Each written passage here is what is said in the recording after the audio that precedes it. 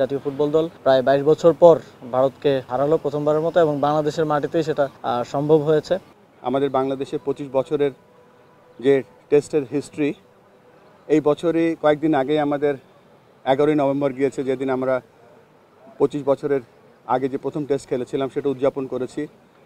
আর সবথেকে বড় উদযাপন হচ্ছে আমাদেরই একজন খেলোয়াড়, এক্স ক্যাপ্টেন মুশফিকুর রহিম শততম টেস্ট খেলছে। আমরা ছোটোবেলায় পত্রিকায় দেখতাম বিভিন্ন টেস্ট খেলুড়ে দেশের খেলোয়াড়রা 100 টেস্ট খেলছে, সেটা আমার ঘরের ছেলে মুশফিক প্রথম শততম টেস্ট খেলছে।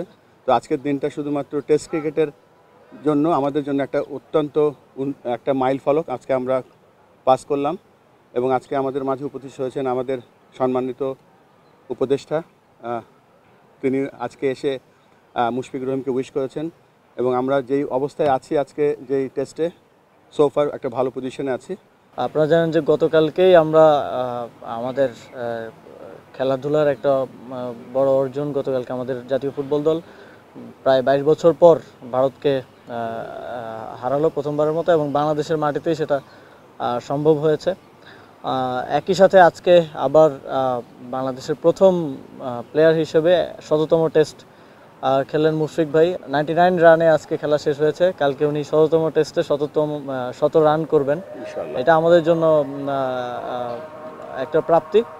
এবং আশা করি ফলোড বাই মুশফিক ভাই আরও অনেক প্লেয়ার শততম টেস্টের মাইল ফলক ছুবে। এবং আসলে মুশফিক ভাইয়ের সাথে আমাদের সবার চাইল্ডহুড জড়িত, বিশেষ করে আমাদের বয়সে যারা আছে।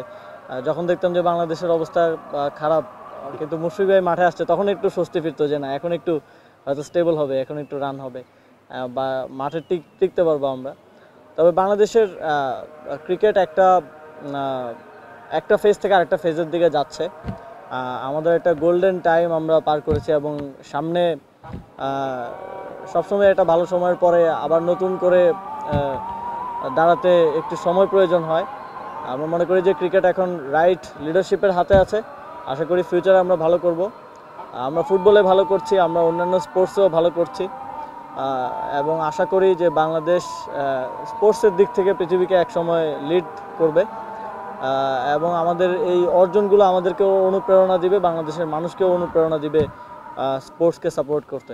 সাসপেন্স থাকা ভালো, আগামীকালকে আশা করি ইনশাল্লাহ সেঞ্চুরিটা হয়ে যাবে এবং শততম টেস্টে মুশফিক ভাই 100 রান করার মাধ্যমে বোঝা যাচ্ছে যে ওনার মধ্যে এখনও খেলা বাকি আছে এবং এটা শততম টেস্টেই থামবে না, এটা সামনের দিকে আরও আগাবে। না, কথা হচ্ছিল, বলছিলাম এটাই যে আপনি যখন মাঠে নামতেন তখন আমাদের মনে হতো যে এখন একটু বাংলাদেশ বোধহয় ভালো করবে। এই জন্যই তো এই নামটা দর্শকদের পক্ষ থেকে বা ফ্যানদের পক্ষ থেকে যে মিস্টার ডিপেন্ডেবল, তো আমরা ডিপেন্ড করতাম, এটাই ওনার সাথে আলোচনা করছিলাম আর কি এই বিষয়ে। আমি সর্বোচ্চ চেষ্টা করব আজকে, মূলত অ্যাটলিস্ট লাস্ট ওভারটা যাতে দেখতে পারি এবং সেঞ্চুরির দিকে যাচ্ছিল সেজন্যই তাড়াহুড়ো করে আসা, কিন্তু পৌঁছতে পারিনি রাস্তায় জ্যামের কারণে।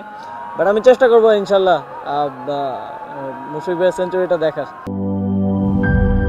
4 গুণ শক্তিশালী এনজাইম ও অধিক ফেনা সমৃদ্ধ অরিক সিলভার ওয়াশ মাত্র 70 টাকায়।